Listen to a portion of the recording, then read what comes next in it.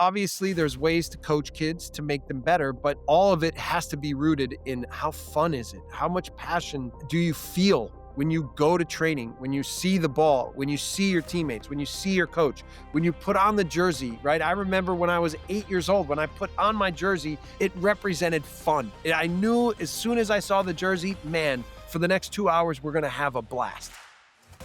I do think that there is a balance between being organized, right, as a club and as a parent, but also really the idea that the players get to go in the backyard and play, right? That they have the freedom to go with their friends and that they're playing in the streets, because this is what it's like almost everywhere around the world. Whether you're the administrator, you're the coach, you're the parent, you're the player, I can't stress enough how that positive environment, that positive experience will just lead everybody to feel more passionate about the game and really give them the best chance to be passionate about their overall experience and their personal and professional development, if you want to call it that. At the young ages, the difference between a good player at 10 and 12 and 14 and do they always follow the same pathway, and is it this sport or that sport, or is it this team or that coach, or just really the ability for the children to enjoy and experience and feel part of a community. Like, this is the most important thing.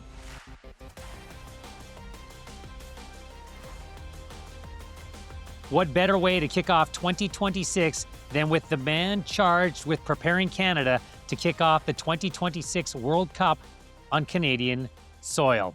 Hey there, I'm Scott Rintoul, the host of Better Sports Parents, a podcast designed to help you, me, and anyone else out there become a better sports parent as you help create a better youth sports environment, not only for your child, but for any other children in the youth sports environment that you come into contact with. Well, Jesse Marsch has had a front row seat to the evolution of soccer in North America over the past 3.5 decades. In fact, Jesse is an MLS OG. And by that, I mean when Major League Soccer debuted in 1996, he began his career as a professional player in that league. He would go on to play 14 seasons in MLS and be capped for the American national team on 2 different occasions before turning his pursuits to managing. He managed on both sides of the border, both in the US and Canada, as an MLS manager, and then went to Europe to manage before making his way back where he now resides as the manager of Canada's national men's team. Now, Jesse also has a lot of experience as a coach and as a parent with his kids traveling around Europe and different places in North America. So, as I mentioned, he has seen soccer at every single level, and he's been involved with development at every single level. So he can not only speak to what he sees in the current youth sports environment, but also what he's seen internationally. It is a global perspective that we open this year with, and I hope you'll enjoy Jesse Marsch right here on Better Sports Parents.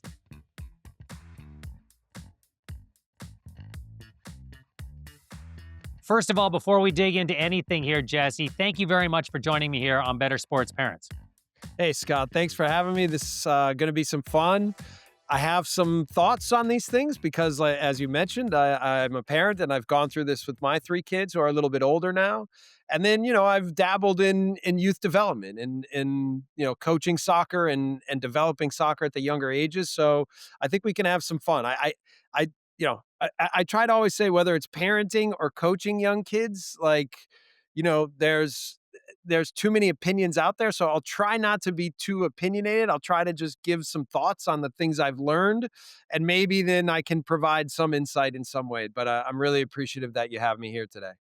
Well, thank you very much for doing it once again. And also, I should say thank you because I'm very pleased to have you here, courtesy of Moss Plus by Messi. I'm coming to you from Vancouver, where in the most recent MLS Cup, Vancouver could have done with no Moss from Messi, but they got the Moss Plus by Messi. Yeah, no, look, I was rooting for Vancouver too, quite honestly. We have a lot of players Canadian players on Vancouver, and they've had such an incredible year, whether it's the Champions League final or now going to MLS Cup. But Messi is a bit of a buzzsaw. It's hard to stop him.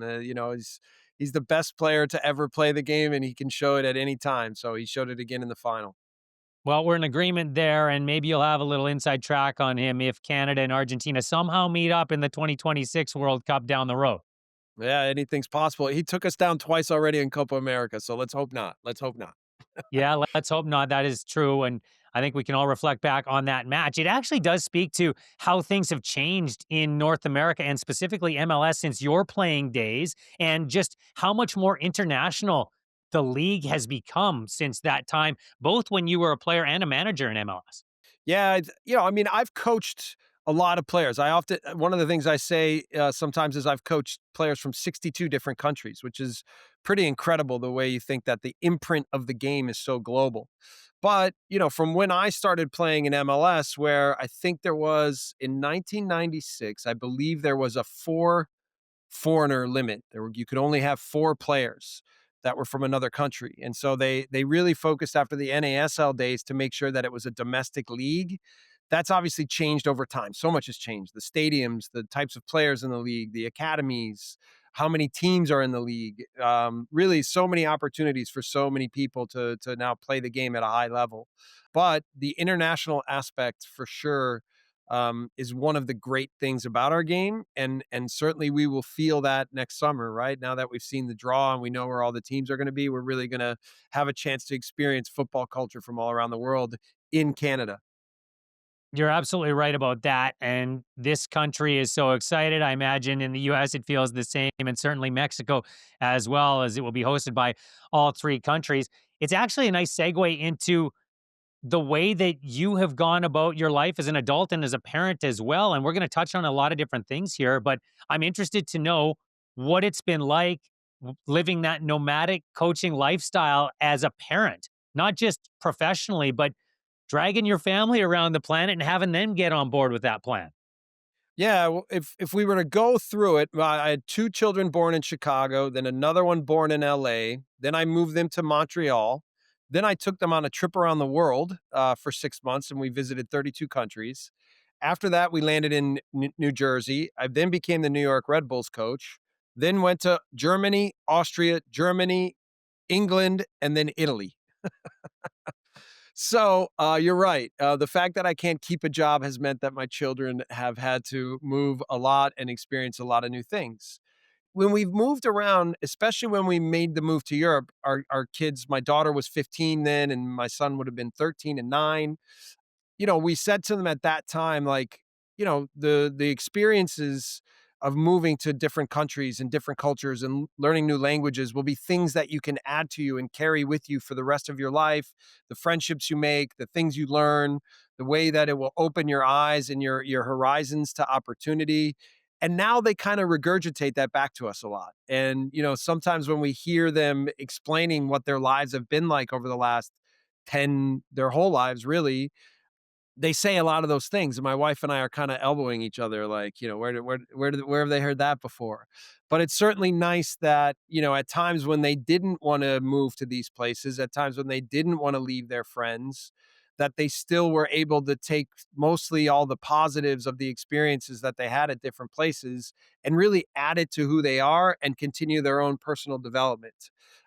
So we feel fortunate that we've been able to live this lifestyle and that we've been able to provide a lot of different kinds of experiences and cultures and people to the overall experience of what it's been like to be in our family and what our children have experienced. I have no idea which sports, if any, your kids were into, but I'm interested with that journey in mind, what role sport played in adapting to a new culture and integrating them into a new country and a new school and a brand new environment. It was always a little bit dependent on where we lived. So, like when we lived in Montreal, my daughter learned to figure skate and she still loves skating to this day. When we moved to the UK, my youngest son learned to play cricket and still he still loves to do that. But the obviously one sport, just because of me being a professional player and me being in the business, they all kind of gravitated toward soccer, football in different places. But depending on what the culture was and what the kind of emphasis in that culture was, they also played other sports. And it was always, I think, the best icebreaker for them when they would go somewhere new is to be on a sports team. It's one thing to be in the classroom, and of course you learn and you meet people and you learn new things. But when you're on a sports team, it's almost like immediate that you make friends, and you start sharing the ball or you start sharing whatever the experience is, and then the whole thing comes alive. And I think that that was a big benefit that they had. Also, speaking specifically of Germany and Austria, they learned classroom German, but they really learned the German that they know on the football pitch and with their friends that they played football with. So that was a really cool experience. And there's some really cool things about how these little German and Austrian clubs relate with each other and live in these communities and live in these football clubs that one of them that they played for had been a football club since 1883, right? So like there's a real history behind what the game is and what the experience is like. So we always liked sports, the kids to be in sports because yes, the experience of meeting people and being around teams and friends, but also like how to handle the challenges of what sports are and what that meant to their overall development as people, like how to be a good winner, how to be a good loser, how to respond to difficulty, how to be your best when things got hardest. Like those were the kinds of lessons that frankly, I teach in my job to the best teams that I coach and some of the best teams that I've been able to be a part of in Canada, in the world, but also like how we try to live our life as a family. So those things I think really have meshed well between my personal life and my professional life. Well, and it's really interesting the way you describe it because really what they were able to get through sport in those situations, I would think, based on what you described, is community. And it's one of the great things about sport, how it brings people together. And you've proven with your own family how it can do that all over the world. In addition to what you just said, how important was that community aspect to what you were trying to teach your children as a parent? Yeah, I mean, look, even for us parents, right? Like, I mean, it was really important for the kids, but even for the parents to come to go to some of these events and practices and games and just to meet other people. But for the kids, I mean, I think the best experience that I describe sometimes is in youth soccer, right? There's a lot of question about, okay, what's the best system to play? What's the best technical exercise to do? What's the best training to have? And at what age should they be trying this and at what age should they be trying that? And a lot of in Canada people ask the question like, because it's cold for a majority of the season or the time, like how to use the indoor spaces and indoor time effectively to make sure that you're getting enough development out of the kids. And so I get questions sometimes, should they play indoor? Should they play on full outdoor pitches in the indoor? Should they play futsal? And I always answer yes, because one of my best experiences I think we had was when we went to Germany. They have the same kind of challenges. In the winter, it gets really cold and it's not always so easy to play outside. So they have something they call HALA tournaments. And so each little club has like their own little indoor facility. Sometimes the bigger club have actually designed indoor spaces with either futsal pitches or with like indoor like style pitches. But a lot of times it was just like the local school gym, right? Or the local community warehouse that they would turn into a playing space. And sometimes the pitch or the field would be oblonged or bigger on one side and smaller on the other, or almost like they would play diagonal on the gym space or whatever. And the rules were different one weekend versus the next because the gym space. And what was cool is you would show up there as a parent and each they would have these little German sandwiches that they would make and they would sell for like €1. And even sometimes they'd have like little local drinks that they would make, like whether, from some of the local whatever gardens that they would have there.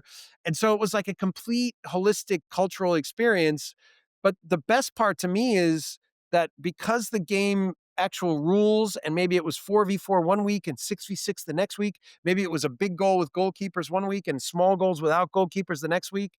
Like it didn't really matter what the rules were. It didn't really matter what the format was. It didn't even matter for the parents. It was just an opportunity for the kids to go and have fun, right? And be around the ball and be with their teammates and be with their friends. and just enjoy the game. And most of the parents kind of treated it that way as well. Is they would go there, they would eat the little German sandwiches. Sometimes I had no idea what I was eating and I didn't want to know. But like it was one of our favorite things as a family were these HALA tournaments, right? And for sure for my son, it was like one of his favorite times of the year was to go and experience these things. And again, the most important thing is that it was fun, that he was enjoying it, that he couldn't wait to get up Saturday morning and to go to the tournament because he knew he was going to be with his friends and he knew he was going to be playing soccer all day. So I still think that that's a really important lesson for kids of all ages, really.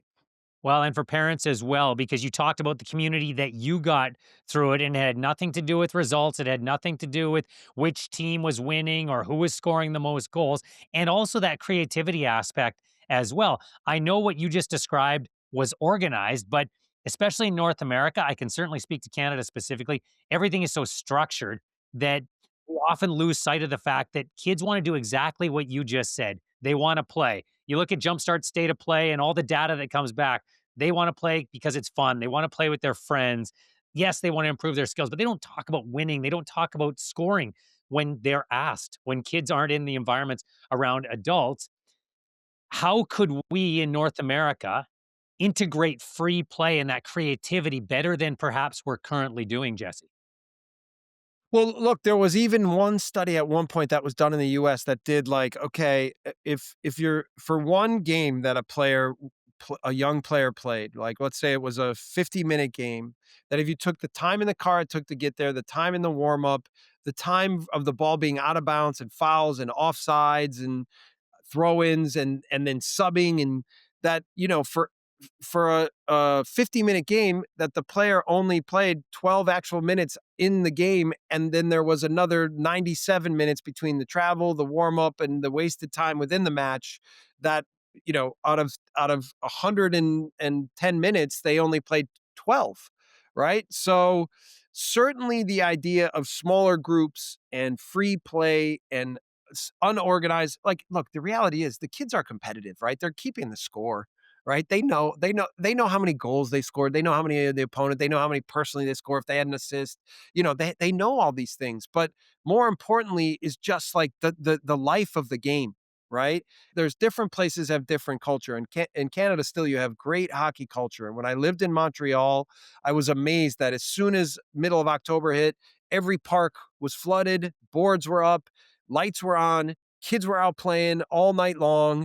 And there wasn't as much structure around, okay, now we're going to have a game and now it's going to be 5v5 and now it's going to be with a goalkeeper. Now it's not. It was just playing. And look at the kinds of players and athletes that hockey produces in this country. And I still think that if you were to go through the best players that have ever played the game of soccer, of football, right? If you go Messi, if you would go Ronaldo, if you would go Pelé, if you would go Maradona, if you would go Zidane, if you would go Mbappe, most of them grew up on the streets, right? And they grew up kind of like learning to play, learning to fight, learning to survive, right? And this was all part of it, is just the ability to be playing at all times and often in a very unorganized setting. So, I say this a lot about even being the Canadian national team coach, right? I'm American, and I try to be very careful about coming into Canada and telling everybody, this is what you should do with your game. You should do this. You should have this organization. You should play with this structure. You have to teach your players to play this way. Because I was kind of tired of being an American and having Belgian people and French people and Italian and English people come into our country and always telling us what we should do with our game. And I always kind of thought to myself, get out of here, right? This is okay. There's things we can learn from you, but this is our sport and this is our country. Like, let us be us.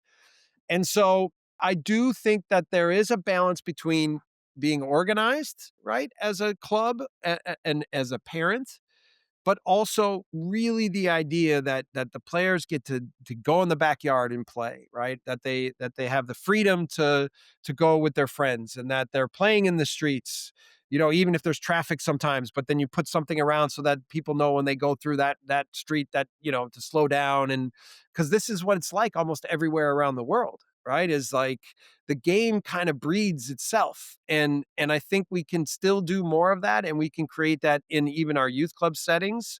We can create that in our home settings, right? And we can find a way to just make sure that the love of the game is at the core of everything that the kids do. Well, it has to be if they're going to continue with it, regardless of what level they're going to get to. And I'm talking whether it's playing rec soccer when you're 40 or whether it's playing professionally or getting a scholarship at some point in time. If the love of the game isn't at the core of that, it's going to end badly at some point in time. Were you always that way as a parent? I mean, you could stand on the sideline and break down the game as well as any of them based on your professional career and then your time as a manager as well. But were you always very laid back, no pressure, or did that adapt throughout your parenthood? I think I got better at that. Right. Look, there's a reason why firstborns are firstborns and, and third and fourth are the third. I mean, even when we scout players, I factor in birth order because I do think it's a big factor in how people deal with adversity and challenges. The reality is like, yeah, I mean, I remember the first time my daughter played, and I remember sitting and like wanting her to get everything right and wanting her to get every pass, right, and wanting her to make every decision. But I also was able to realize pretty early on, and some of it had something to do with I knew the game, but more of it was I knew my daughter, and I was watching her early on, and I could see her reactions and her behaviors, and I could see the things that were natural to her, and I wanted her to just experience those kinds of natural things within how she saw anything that she did. Right. I wanted to accentuate the things that she was good at and the things that she liked and that came natural to her. And so, then it was whether I was knocking the ball around with her in the backyard or whether I was watching her in the game or whether she was asking me about the game or whether I would make a little comment about what was happening in the game, that I always tried to do it in a way that would fit with who she is and how she saw things. She might not have always seen it the same way, right? I mean, this is always the challenge. I always say like I part of the reasons why I've learned to be a good coach is because I had to learn how to be a good parent. There's no harsher critic than your own children, right? So, in the end, I just wanted the experience that she had to be authentic to her, right? And I wanted to support that. And then as my children got older, I realized that even as I was learning how to interact with them on what they were doing, that the more distance I could create in terms of the judgment or suggestions I would give, and the more closer I could get to the positivity I would give or the support to that, the fact that they were enjoying it, that the good things that they did were being accentuated, and you know what I mean, that there was real positivity around the whole experience. Then I found that actually their development path accelerated as well. So, I know each parent's a little different and each child's a little different, right? But still, as we try to parent and try to find the way to really look at who they are and then make sure that we're feeding into that, I think then as athletes, I think it's really important to try to find the way to do that too, and not really focus on results and not focus on how it makes us feel, which is a difficult thing to do, but an important thing to do. Well, it absolutely is. And you talk about every parent's different. And part of the reason for that is that all of our upbringings were just a little bit different. And you get that imprint from your own parents that sometimes you think you're going to shed. But in those tense moments, especially early in your parenthood, they show up and you react at times in much the same way that your parents reacted with you. I'm interested to know your journey in that sense, especially as it pertains to sports. What were your parents like? Were they hands off parents? Were they hands on parents when it came to sports? My parents were fairly hands off, right? And again, they didn't, and especially when it came to soccer, because they didn't know soccer at all, right? And then like even I went to them when I was 5, and because my cousin played, and I was like, hey, I want to play soccer, and my parents were like, we don't even know how to get them signed up for a soccer team, right? So they went to the local Y, they got me signed up this way, but the one thing that my dad was like they were always pretty, they had a lot of distance, pretty standoffish, but the only time my dad would really intervene is if he didn't feel that I was giving 100%, right? Like that was his only real standard and bar that he wanted to hold me to, is if he felt like I was being lazy, if I was cheating the game, if I was hogging the ball too much, then he would say, like, look, you're on a team. You have to learn how to give your best to the team all the time. And even though you're the best player, like, you still have to learn how to be the best teammate as well. And sometimes I really like when he could give accurate messages like that, it used to drive me nuts because I knew he was right. Right. And so I think that I did learn from that. I learned that, that he didn't need to intervene with too much, and just that when he did and it was right, that it made me think very carefully. And I thought that him and my mom did a really, really good job of managing that. They obviously had a massive impression on you growing up. Who else did within sports, whether it was in soccer or anything else? Were there specific coaches that really shaped who you became as an athlete? I think first it was teammates because I kind of played I played like 6 or 7 of us played basketball together, we played hockey together, we played baseball together, we played soccer together. And each one of us was kind of the best at a different sport. So, it was always an interesting relationship when we went to soccer practice and I was the best player, but then when I went to basketball practice and I was like the worst player. And so you had to learn how to be the best player on one team, but then how to just be a guy who contribute to the team on the other team. And so, you know, it was also interesting when you weren't the best on the team and somebody else was, how they handled being the best in that sport, how they handled their leadership, and what I could learn from that when I was the best player in this sport, and then what I could learn on that when I was one of the guys who was following that person on the other sport. So this was a really interesting dynamic that we had when we were young. And then, yeah, I mean, I had some coaches early on that really invested in bringing the best players in the community together. Like, that was a big first step. Like, when we had our first kind of like select we used to call it sometimes a travel team. And, we kind of brought all the best players at like 8, 9 years old. And that was a big effect in the community to now have a team that represented really how good the community could be at any one sport. And then some of the coaches I had along the way that kind of started to teach a little bit more of the technical side, or a little bit more of the competitive side, or a little bit more of the tactical side.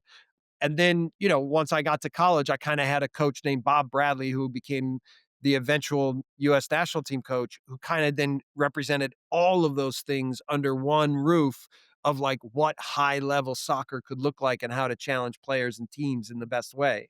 And then that was sort of my journey that led me to being a professional and being a professional coach.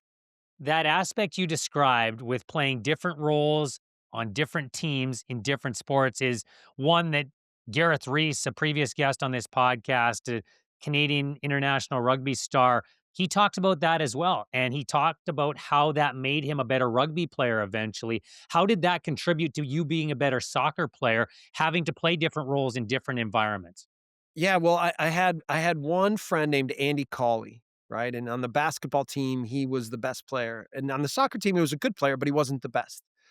And he was not just a really good leader when he was on the basketball team, and like, he knew he could take every shot and probably make every shot. But he also knew that, like, he would start to get double teamed, that guys would have that were open, and he had to make sure that everyone on the team had confidence. And he had a really good way of, like, without even being too vocal, just like really making sure that he led the team by how he behaved, right? And then when he was a teammate on our soccer team, he was like the guy that would give anything to the team, that would always fight for you, that if things got hard would be the first one picking you up and going, "Come on, we keep going." And so being around someone like that, I thought really made me think about, okay, like, how to be a good leader, how to be a good teammate, how to stay positive, how to make sure everybody feels engaged, how everybody feels a real part of it. Like, this was something we all kind of looked up to him, even though he wasn't always the best player, but he was kind of always the best teammate. That helped me a lot. That selflessness, that desire to be around teams, to be around people, to want to win together, to want to play together, like, that was such a huge impact on me early on, and I wanted to always make sure that I represented that wherever I went. It's such an important lesson in sports, but also for life as well, that when you are in service of others, it actually ends up benefiting you in the long run. And it's such an important message in sports because we're living in this social media age where people are so concerned about putting the great goal or the great dunk or whatever the highlight is onto social media. They forget about all the hard work that goes into it. And I do think that coaches who focus on that and parents who focus on that, and I'm talking about setting a pick for someone so they get open, or getting out wide in space so that there's more space for your teammate with the ball. Focusing on those habits, I really think benefits people in the long run as well. How can coaches and parents encourage that type of behavior in their own children? Yeah, I mean, look, there's always I always sort of draw this like access when I talk about player development because I think the best players, you do have to have a little bit of selfishness, right? You do have to be driven in a way that's a little bit different than others.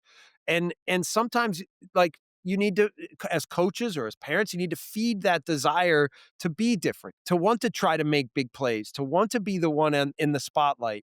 But always the balance of how that fits with everyone else around you and the respect that you show. And by the way, you shouldn't have to tell everybody you're the best player. Everybody should already know by the way you play and the way you behave and the way you treat everybody that you're the best player. And it's not just being the best player, it's also being the best teammate and the best person that will also benefit you in the long term, not just in sport, but in life, right? So there's a delicate balance between how do you provide the drive to special players, right? Special people that want to be different, that want to train harder, that want to train more, that want to, wake up with the ball and go to bed with the ball. Like, how do you really still provide them with all of the energy that they need to fulfill what they want to achieve in life and in the game, but always continue to remind them that they're in a community, they're around other people.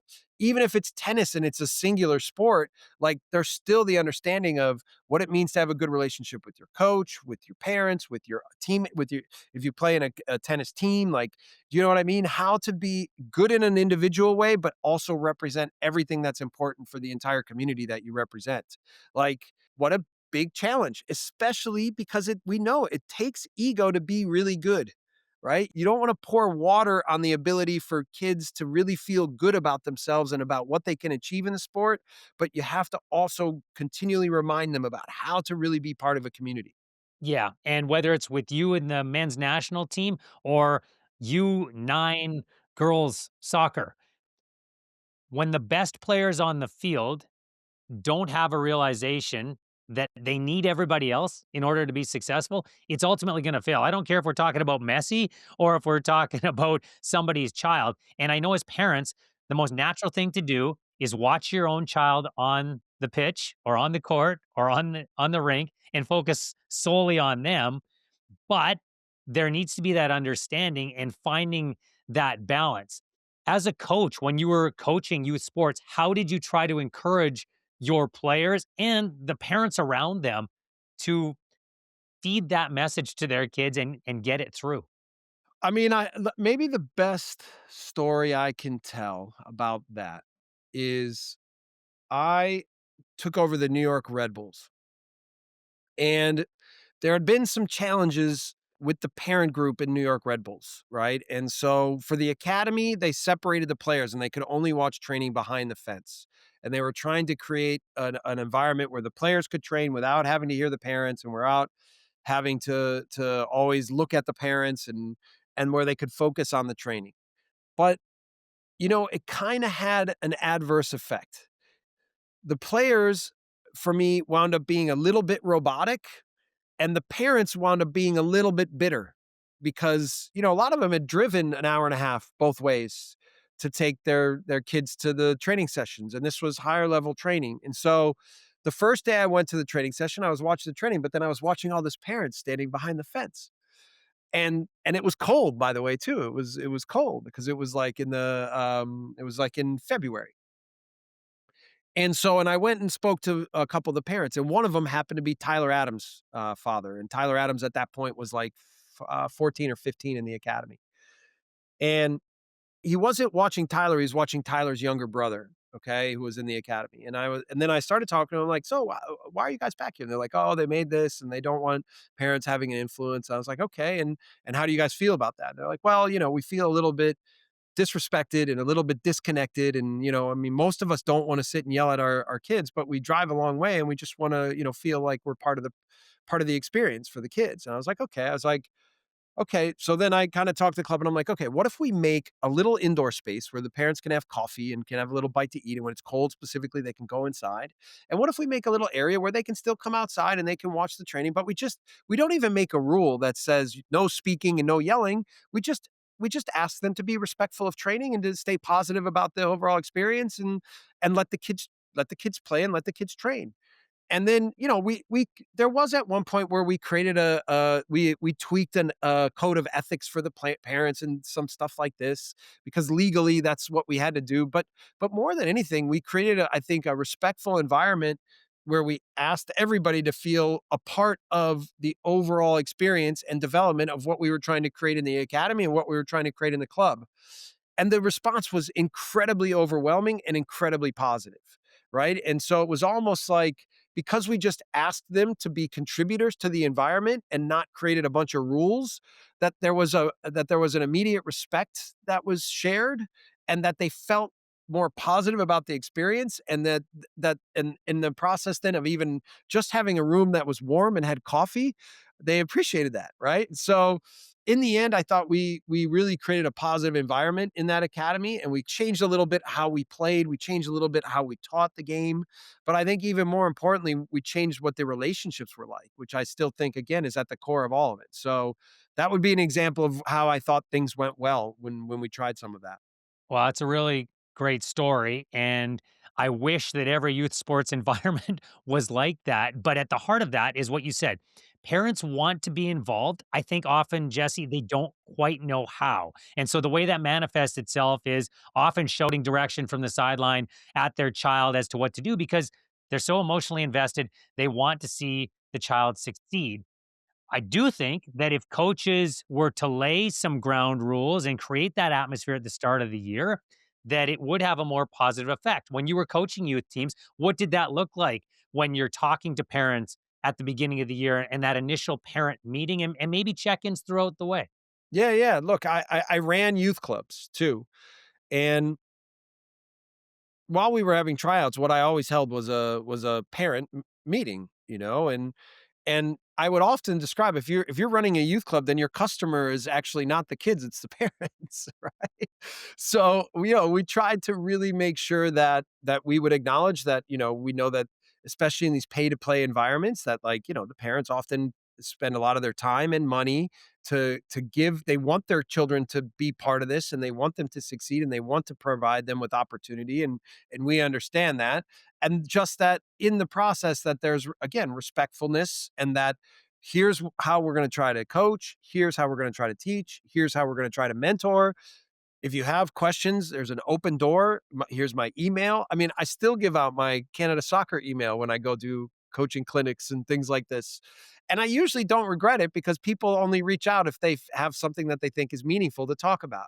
And sometimes when I was a director of a club, I would have a little bit of a headache to deal with based on playing time or this or that.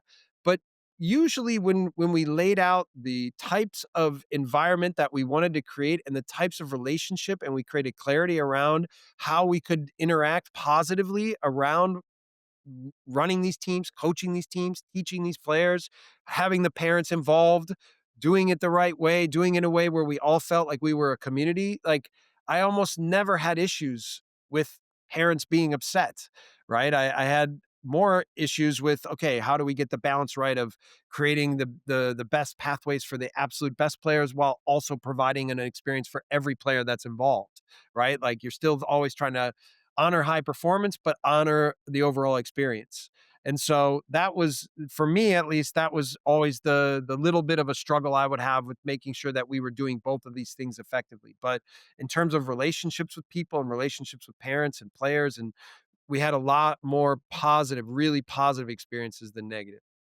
Well, you brought up a couple of things there that are somewhat of an issue in youth sports today, depending on which environment we're talking about. And that is that since you and I were growing up and participating in sports, pay to play is so much more prevalent. The professionalization of youth sports, if we want to call it that, and high performance takes a lot of focus with a lot of clubs in a lot of different sports. And we often forget, and I say I'm using the broad we here, that most players, whatever club, whatever sport, are going to be rec players.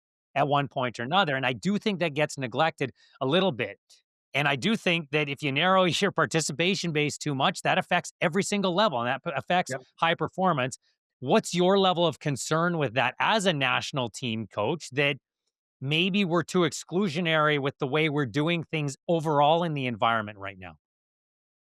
Yeah, look, I've been asked on the pay to play model for years, right? Because this is obviously at the core of how things are done in the United States. And none of us want youth sports to be run like big business. None of us, right? The reality is, especially in places like North America, specifically US and Canada, field time, court time, coaching, all the like, unfortunately, like, there's not the infrastructure around the professional game that like bleeds down from professional to second division, third division, fourth division academies, blah blah blah, into the club systems and youth club systems and everything. There's not enough of that built in so that it can be supported at a just a play basis, not pay to play basis. That's what my children experienced this in Europe, and it was incredible to be part of these clubs. And by the way, they weren't free. There were still club dues, right? You had to pay, like they called it a dinner fee every year, and you had to attend a certain amount of dinners, and then you had to, you were asked to contribute, and so it wasn't totally free. It just wasn't as expensive as what it is in North America. So people confuse a lot and say, "Oh, in Europe they don't pay for anything." That's not true. It's not the levels that you pay in North America, but that you do have some costs. But the other part is the travel's not as demanding, right? Usually in Leipzig, which was a 600,000 person city, there were 80 clubs in that town, right? So we never drove more than 15 minutes to play a HALA tournament or a local league match or a cup match. So everything was much closer in proximity, which made it easier for the kids to play. In general, even with the pay to play model, right? I think as a coach and as administrators, the ability to really create uniform experience, right? Like where the kids just feel totally appreciated and challenged, but have fun, and the overall experience is not just about winning and not just about the best players, or obviously once you start to get closer to 16, 17, 18, then how it all gets delineated, and now the opportunity for the best players to really try to achieve their best levels is a little bit different. But at the young ages, the difference between a good player at 10 and 12 and 14, and do they always follow the same pathway, or and is it this sport or that sport, or is it this team or that coach, or just really the ability for the children to enjoy and experience and feel part of a community. Like, this is the most important thing, right? And so whether you're the administrator, you're the coach, you're the parent, you're the player, I can't stress enough how that positive environment, that positive experience will just lead everybody to feel more passionate about the game and really give them the best chance to be passionate about their overall experience and their personal and professional development, if you want to call it that. So, still, obviously, there's ways to coach kids to make them better, but all of it has to be rooted in how fun is it? How much passion do you feel when you go to training, when you see the ball, when you see your teammates, when you see your coach, when you put on the jersey, right? I remember when I was 8 years old, when I put on my jersey, it represented fun. I knew as soon as I saw the jersey, man, for the next 2 hours, we're going to have a blast. If we win or we lose, this is going to be awesome. So that I think needs to always be at the core of everything. I agree with that wholeheartedly. And because of some of the factors you mentioned, I think people get it confused. That time constraint, that cost that's going up, and there's a natural inclination for parents to think, okay, well, if I'm putting in this kind of time and money, what is my return on investment? And maybe they get the outcome a little bit confused there. If you're talking to parents at the start of the year, because we have a lot of parents who coach their own kids or who want to have a better relationship with their coaches. What do you say at the start of the year as a coach in terms of how you're going to measure how the year went for that group of kids and their parents? Well, first, I'll tell you, my worst 3 months as a coach is when I coached my daughter's team when she was 8. And I happen to know a little bit about the coaching the sport that so I know that it's not always easy to coach your child, right? So all credit to all the parents out there that are willing to sacrifice and commit to it, right? But yeah, again, I think really trying to wrap your head around, why am I doing this? And what am I looking to achieve from it, from a personal perspective for my child. You and I were talking before we started taping, and your children, you said, were 12 and 10, you said? And 8. Yeah, I've 12 got an and 8. 8-year-old and a 12-year-old. Yes. And I said, okay, mine are 24, 22, and 18. So I've kind of gone through the cycle. And like I told you about how they feel about the cultural experiences that they have, I think they would talk about the same thing in the teams that they played in. And my daughter was a high level player, and my youngest son is a high level player, but neither of them were. My daughter played for a small amount of time as like a semi professional while she was also finishing up university, but it wasn't really at the highest competitive level. And then my son, who will probably finish playing now when he's done with high school, maybe he'll play in university in the UK, but was a good player. I think that in this, even when I think of all the best professionals I coach, like, the things they gathered from the experience to help them become the people that they are have been so much more valuable than how successful they were in the sport. And look, I know that in certain areas of the world, if my child, like, this was like this a little bit in Leipzig, like a lot of the kids in the Leipzig academy, East Germany is still a developing society, right? So there's a lot of tough backgrounds that some of these kids in the academy would come from. And if their child could make it professionally, it would maybe help shape the future of their family's life differently. But it was almost like the more pressure you put on that child, that he needed to be the bread maker or needed to be the successful purpose in the family, the harder it was for them to actually just achieve in the sport without all the added nonsense. So, I think that still, even if you can sense, like, I can tell you that my father sensed early on that when I played soccer, that I was different than the other kids, right? He could see that there was something like a little bit unique about me, and so he wanted to help me, like, be a part of that. But like, he one of the best things was he didn't really know technically. That's why I told you, he didn't really know technically or tactically what I needed to get better at, but he knew when I was cheating, when I wasn't really working hard enough, and when I wasn't helping the team.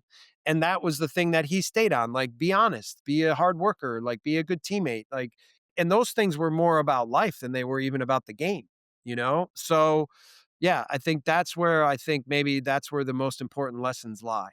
They do, and I mean, as testament to that, the fact that you can still name your teammates when you were 7, 8 years old tells me how much you enjoyed the sport and enjoyed all of those sports that you were playing, but ultimately soccer rose to the top. Was it simply that that's the one you were most skilled at, or what was it about the sport of soccer that grabbed you and your heart, Jesse? Yeah, I think it was that, like, because I for whatever reason, I was good at the game. I mean, I played hockey until high school, and I was pretty good at that, but then I shifted a lot to soccer because it's the game I liked the most, and it was the game that kind of rewarded me because my passions grew, and then my successes grew, and my leadership grew, and my potential grew, and I could, start to really, like, feel that I was unique, that I was different, and that I could feed that by doing it more, and training more, and playing more and winning more with my teams, and when we would lose, figuring out, why did we lose, and what could I have done better in that game, and how could I have been more to our team. And so, and I it's not like I went on that journey myself, but the fact that I didn't have a million people giving me input from all these different angles challenged me to be the guy that was the core of the solutions for how to be better, right? And forced me to think about things carefully. And I think that helped me. That became, I think, one of the hallmarks as me as a professional footballer, soccer player, was that I was thoughtful, that I was careful, that I pushed myself and pushed my teammates and every day to be our best. And that all started from when I was young and having forcing myself to adapt and learn and grow. It sounds to me like your parents didn't put any pressure on you whatsoever in sports. They held you to a standard of effort and accountability, but they didn't hold you to a standard of goals or results. I certainly think that's a big part that parents can learn out there right now. I know I've certainly seen some ways, but I'd love to hear from you because you've been through it with your three kids. You've been in charge of a club.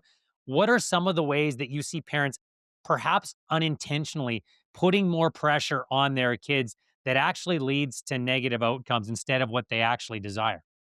Well, look, a lot of it is body language, right? Like, you can look on a sideline and you can see the body language of parents, and you can see some that are just there socially, then you can see some that are there really excited and positive, and then you can see some there that are, like, a little nervous slash intense slash on top of things. And then even after the game, you can see like when kids start to go off with their parents, and you can kind of see body language when a parent is kind of like positive and like rubbing their head and good job. And then you can see some when they're, telling them they need to do this, that, and the other. And then you can see how the children respond in their body language, right? So much of it is just like, how can you create a little bit of separation and really be thinking about, especially when the children or the players aren't getting it all right, like, how can you put yourself in their heads a little bit and understand their process, and how can you ask questions instead of give answers, right? How can you provide a little bit of a clue into, like, okay, maybe if you see a certain behavior that you think can be better, like, how can you take them on a journey to understand why that behavior might be that way, and how they might be able to learn in their own way through the types of things you say, not by what you tell them, by the types of things you ask them, maybe, of what to be thinking about in those moments, right? And so, again, like, these were things I had to learn as a parent. Like, I was a coach, I mean, I didn't get these right all the time, but trying to figure out how to represent the positivity of the development you want to see, and not just the internal frustration you might feel that they're not getting it right. Well, I think sometimes as parents, we lose the plot as to what matters to the kids in those moments as well. And I will use my 8 year old as an example. She's playing in a game a couple of weekends ago, and they're going through goal here, goal there for each team. And she runs over in the middle of it to tell me that she's fallen on the grass 3 times, Dad. And do you think that these little spots on my arm are from the grass? Like, that's in the middle of the game. She's just out there having fun. And yet in the same game, and I'm not trying to highlight this person to draw just a spotlight on them. I saw a father in the game. His daughter, honestly, in this 8 year old game, arguably the most skilled player on the pitch. But he was directing her from the sideline for most of the game. And at one point, after a disagreement between the two of them, because he was constantly talking to her, he actually told his 8 year old to shut up. Now, I'm sure he felt bad about it afterwards. I hope he did. But the fact that the process of directing your child and having so much invested in the result led to that, that that hurts me as a parent because I know Yeah. what his kid remember. She's not gonna remember the 3 goals she scored that day. She's going to remember that interaction with her father. How do we help parents keep that part in perspective? What you said earlier, that we can tell them all the things we want, but it's how you act that actually matters. Yeah. No, I think, again, I don't give parenting advice. I try to only give coaching advice that's about, like, some of the technical aspects of and leadership aspects of what I've learned in the sport. I think my children have learned more from me, if you ask them, by how I behave and what I do than what I've said, and what I've said specifically to them, right? And of course, we all have to have our moments where we have to sit down with our children and go, "Look, this is how we behave as a family. This is, maybe this happened to you, and we don't want you to behave like that. It's important you understand that as a family we do this." But honestly, those moments paled in comparison, I think, if you would ask my kids, to them just watching the way I interacted with in my job, with my wife, with their brothers and sisters, with my friends, with my parents, with my sibling, right? Like, they learn more from how I behaved than what I said. And so I think that maybe that's, at least from my perspective, I realized that maybe 5, 6 years ago. right? When I realized that, I was like, okay, like I don't have to have all the answers. And it's the same as a coach, by the way. Like, of course, as the coach, I'm in charge of this of finding solutions for the team, but they watch how I handle when we're not playing well. They watch how I handle when we are playing well. They watch how I handle when one player isn't clear or two players or when this player is really good or this player is special. They look at how I behave in all those situations a lot more than actually what I say. So, I think that really representing exactly what you want your children to be is maybe the most important thing, and again, just from my perspective. Okay. I'm not trying not to give parenting advice, more coaching advice, but I think that that's important. And I think they do kind of fit together. Well, one of the things you've talked about since you've taken over as the men's national team coach in Canada is how your personal values and your culture align very closely with those of Canada and of Canadian soccer. I'm interested to hear what those values are and how youth sports contributed to forming them, Jesse. Scott, you're paying attention. I like it, man. Good stuff. Um, yeah. So, I mean, I've always been a team guy, and like we've talked a little bit. When I was young, I was special, but then when I became a professional, I was kind of like a routine professional. I mean, I started a lot and I was on a lot of winning teams, but I was kind of known as a captain type, a leader type, like somebody who was at the core of the mentality of the team, not at the core of the talent of the team. And so when you're a player like that, you really learn to value what teamwork is, what togetherness is, what selflessness is, right? What achieving potential is all about, what hard work, like showing up every day, like this is the last day you're going to be a professional because maybe it will be, right? Like you have to earn your keep and earn your when you're not the best player on the team, you have to make sure that you earn your way every single day. And so that's kind of how I've coached as well is I try to be the hardest working coach. I try to embody those things by what I do and what I say and how I act. And I try to really enforce that in the teams that I coach by the way that we play, by the standards at which we train, by the way we communicate, by the way we show up every day, by the energy we have. And right away when I got around this team, it was like we had been together already for years because you could see that a lot of these things were already built into the way the team was run, and you could see that this was what the players valued, right? They really, I think the Canadianness of the team was really clear, that they're a selfless group, that they're humble, that they want to work hard, that they're honored to play for the country, that they know what it means to represent the country. And so right away, I felt like, this was a perfect group for me. And I've been honored to be their coach, and I've enjoyed every moment that we're together because of those things. And you know what? Even when we've lost, we've never really let ourselves down because those true qualities, right? The selflessness, the hard work, the commitment every moment, it shines through in everything they do, and it certainly shines through in the way they play every game. And so even when we lose, I say to them like, look, there's little things we need to improve, but I can't really fault where we're at with how we play, how we interact, how we push. And so, that part, it's a real pleasure to be around a team. I think I've had 5 games as their head coach, and we literally have not played poorly once. Like, that's pretty rare, and it's because of the character of the team. Well, and part of that, as you describe it to me, I know as a supporter of a club or as a supporter of your child and their team, at the end of the day, win, lose, or draw, I think you just want to say that you're proud to be that supporter. I'm proud of the team I support. And I think you want your team to have that same pride as well. How quickly did you notice that with this group of individuals and some that are still coming into the mix? And where do you think that stems from?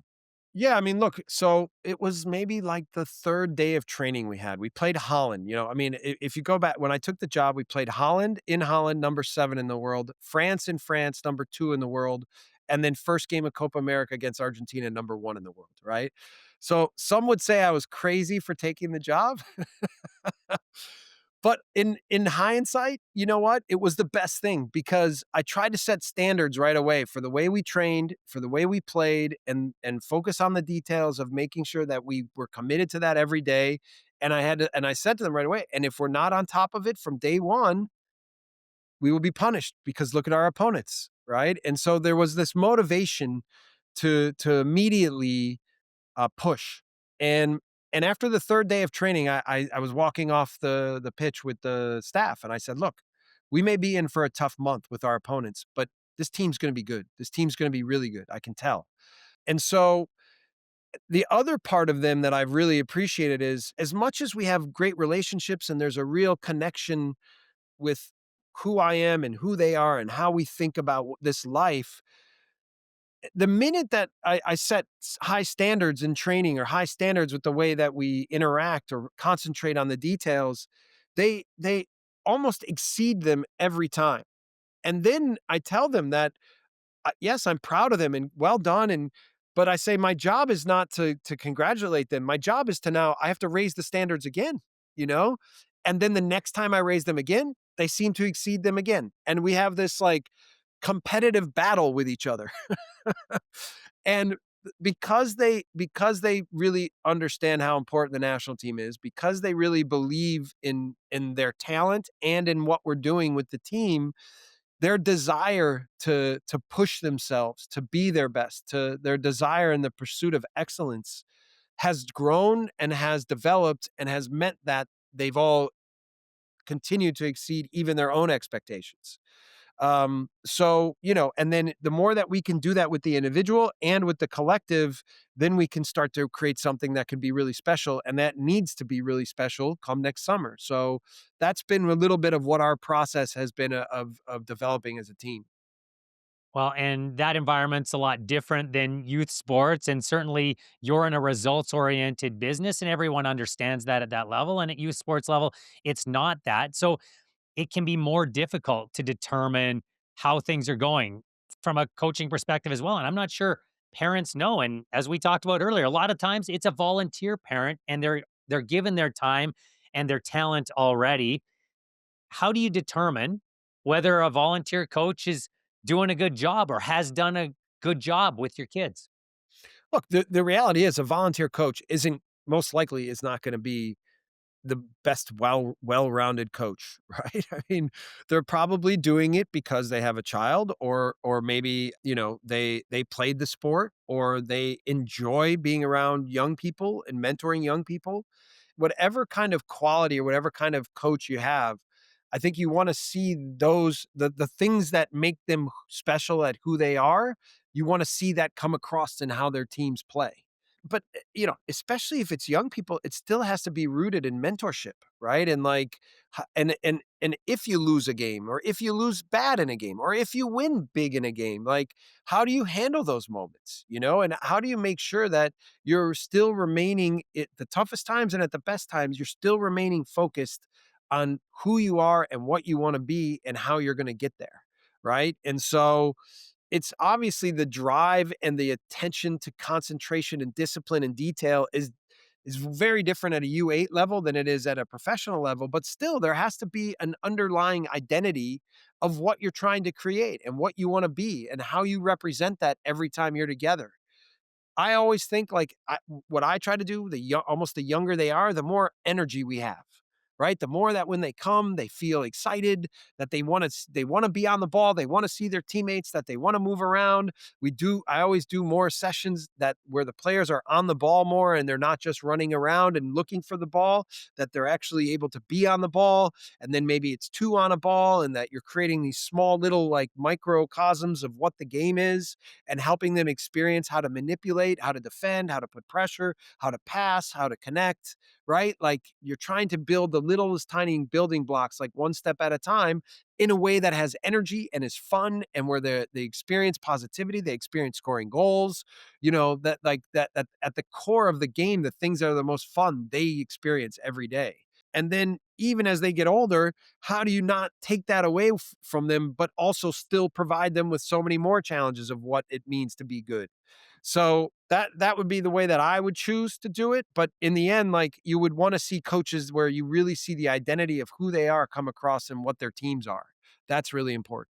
Well, we talked earlier about you having run organizations in the past, and I do think that it comes from the top down. It's real nice to put a logo up on a wall and say these are our values, but you actually have to live those values out and they have to show up. If you say you support multisport, then you actually have to support multisport. If you say that you are a club that values sportsmanship, you actually have to see that in the teams underneath. And sometimes that doesn't always come out in practice, even though it's written on a page. Yeah. When you look at a healthy organization, what does that look like to you? And I'm not talking about a bottom line here in the Yeah. pay to play model. I'm talking about a healthy organization from a sport perspective. Yeah. Well, look, I think I was part of one of the best sporting organizations in world of sport, which was Red Bull.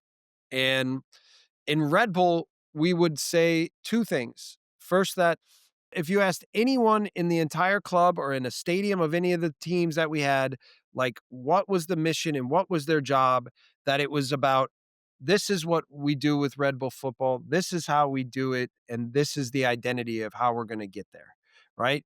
Amazing, amazing company to be part of. And then a big part of it was this identity of development, of young players, of mentorship around, and like football was the platform almost to enforce and reinforce what Red Bull, the mindset meant, right? And like it was such a cool company to be a part of because, you know, at one corner you would turn and you would see a diver, a high diver, right? Who was at one of the high performance and training the same as the way a race car driver was or the same a soccer player was. And they were always young, right? They were always these young players, young coaches, young people, innovation, new ideas, science behind it. But everybody knew what it was and everybody knew how to work in one direction. And so it meant that it was pretty simple for everybody to understand what they were a part of and how to commit to it. And I think it's the simplest thing to do in sports or life, but sometimes the hardest thing to commit to or the hardest thing to lead, right? Because obviously there's individuals in any system. I like players with personality. I like players that come and have energy and like to talk and like to joke and but then that they also understand when it's time to work hard that it's time to work hard. So I think it's really important when you have an identity to really understand how to honor the identity and stick to what that identity means, but also recognize that you have individuals inside of the entire system, and sometimes the interpretation is going to be a little bit off, but at the end goal is still clear, and everybody's able to commit to that, right? So honoring the individual, but creating a system where everybody understands the direction and identity, I think is always the most important. Now, the discipline of whether it's Red Bull or now whether it's a youth football club, obviously there's differences there, but still, like really being able to map out and understand what the identity is, how to commit to it every day, and be relentless in the pursuit to do that, right? That, by the way, it was fun. It was super fun to be part of. I always say this, like, people think when you're a head coach that you're the boss, that you're in control of everything. That's not the way I think of it. I think of it as I'm part of a team too, you know? Like, usually I have a boss. Usually there's an owner in the business that I'm a part of, and I still have to honor what their vision is and what they think is important for whatever our team or whatever our club is building or whatever. And in this case, my boss is the nation. You know, I'm representing a nation and our national team is representing a nation in a home World Cup. Like, what an incredible responsibility. But like, what an honor. Like, what a special moment to be able to be part of something and make sure that everything that we do makes our country proud, makes our citizens proud, and make sure that the football we play and the way we handle ourselves really now puts a stamp on what it means to be Canadian.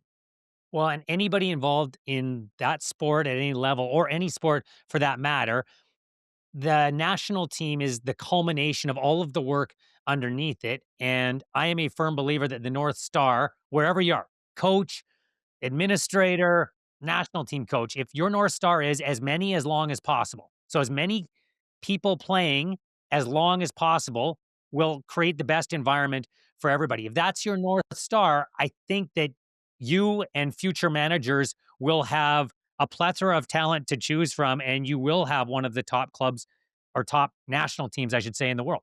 Yeah, I mean, our biggest thing is there's a lot of really good people contributing to the success of the sport in Canada right now. I mean, just look at the player pool of both the men and the women, right? Like, it's incredible to see some of the players that have been produced. Christine St. Clair, maybe one of the best players to ever play the game, and right now you have Alfonso Davies, who's one of the best left backs in the world, right? Playing at one of the best clubs. You have Jonathan David. I mean, Moise Bombit. We can go down the list now of the kinds of players that are being produced. So there's a lot of good work that's already in place. And now I think it's our job is we're trying to create a bigger youth national team experience so that we can really start to in an impactful way start to disseminate the kind of football that we want to play, the kind of development that we want to see, the kind of leadership that and leaders that we want to create within our sport in our country and give more young people the opportunity to be attached to it and have those experiences of being around the national team, representing the national team, playing against other nations, doing it in a way that we think is conducive to the success of the overall program and having that disseminate throughout the entire culture where then it becomes a bigger part of the DNA of what the sport is in the country. And this is what I think, again, I think hockey has done so well in Canada. Like everybody is so clear when the Canadian national team plays, like exactly what they represent toughness, quality, aggressiveness, but teamwork, teamsmanship, like, there's a real beauty to what the sport represents in the country. And we're trying to build that in the right way to also be part of what Canadian soccer is. Well, I saved the toughest question for last because that's just how we roll here on Better Sports Parent. We've discussed a lot of them, but there are a lot of issues around youth sports today. What do you consider the biggest issue in youth sports in the current environment? Yeah, I think overemphasizing winning and underemphasizing fun. I think that, and fun leading to passion and passion leading to excellence, right? I think that if we can really now continue and because I do still think there are a lot of people in the community that do this the right way, right? And again, our players represent that. But if we can continue to tilt the bar toward what it really means to be passionate about the sport, to be passionate about playing the sport, if we can continue to breed that, if our players can breathe that, right? If that's something that we can continue to enforce and contribute to, then I think we can really be successful with what we can create. Yeah, no question about it. Because to me, I see a child who plays for the national team at some point in time on the exact same level as one who continues with that sport in a recreational environment into their 30s, 40s, 50s, whatever it happens to be. And that to me is going back to the values you talked about and the culture we want in this country. That's what creates a healthier society in the long run, doesn't it? And it also contributes to great fans for the sport, right? So when the team gets good and maybe there's people in the stands that say, I played with Alfonso Davies when he was 12, or I played against Jonathan David when he was 14, and I remember he was good, or I remember being on his team and I played at that level and I played to here and now I love the sport and this is what's happening and look, this is the reason why he's good or she's good and because they do this well or they always fight or there's so much more than just the elite player. It's the culture of what the sport represents, right? And how that is a part of the national identity. And so look, we have this opportunity with the World Cup this summer, and that we are going to capture, right? By the way the team plays, by how the team plays, by the types of players we have, by the mentality of what the group is. Like this is at the core of everything I've done since the first day I've taken the job. Is what does it mean to be part of the Canadian national team, and how does that represent what Canada is in itself? Well, and now I can say before I see you on the sideline in Toronto and a little closer to home for me here in Vancouver that I had this conversation with you leading up to the 2026 World Cup. Jesse, I really appreciate you taking the time. I know our audience will as well. Thank you very much for spending this time with us. This was great, Scott. These are really important topics. So I really appreciate you having this podcast. And again, I hope you take my comments not as opinions, not as wild thoughts about all the what people need to do right, just trying to share experiences of what I've learned of being a parent, of being a coach, of seeing really good coaches, of seeing really good parents, of making lots of mistakes. All right, but thank you for having me on, and I hope people can take something away from it.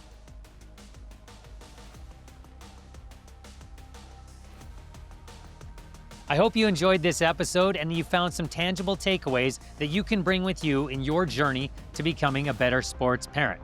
The best way for you to support this podcast is for you to subscribe, follow, rate, review, and drop us a comment on whichever platform you're watching or listening.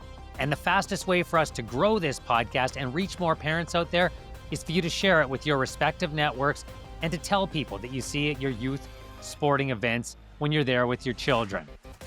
Big thanks to Lightstock Music and Andre Diaconou for the music on this podcast, which is a production of Toolkit Content. Until next time, happy sports parenting. And remember, have fun out there.